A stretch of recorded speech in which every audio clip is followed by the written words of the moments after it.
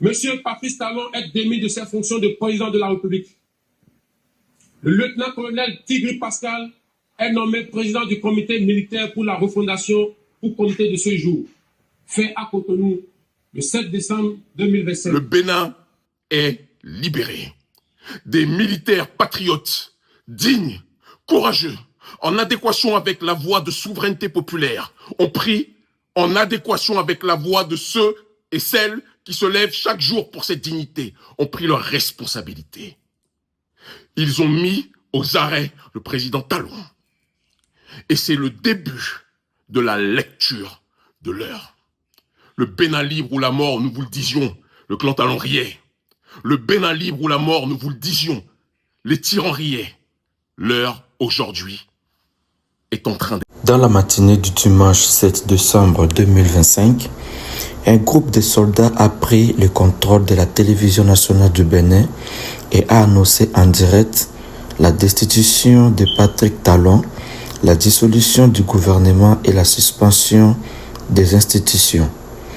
Ils se sont présentés comme le Military Committee for Refondation, désignant Pascal Tigri, lieutenant-colonel, comme nouveau chef.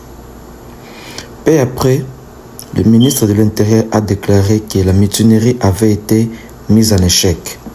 Les forces loyales au gouvernement, l'armée régulière ont repris le contrôle. Dans l'après-midi, début de soirée, le président Talon est apparu à la télévision nationale pour confirmer que la situation était sous contrôle, remercier les forces armées fidèles et promettre des sanctions contre les auteurs de la tentative. À la demande du Bénin, les pays voisins, le Nigeria a envoyé des avions de chasse et a déployé des troupes pour intervenir, notamment pour reprendre le contrôle de l'aéroport et de la station TV occupée par le mitin. En plus du Nigeria, la force en attente du ECOWAS, Communauté économique des États d'Afrique de l'Ouest, a été déployée à Cotonou dans la nuit du 7 au 8 décembre 2025 pour renforcer la sécurité.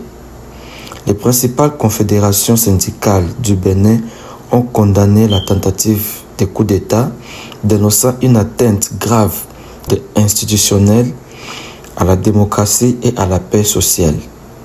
L'Union africaine, l'UA, a aussi condamné fermement l'action militaire anticonstitutionnelle.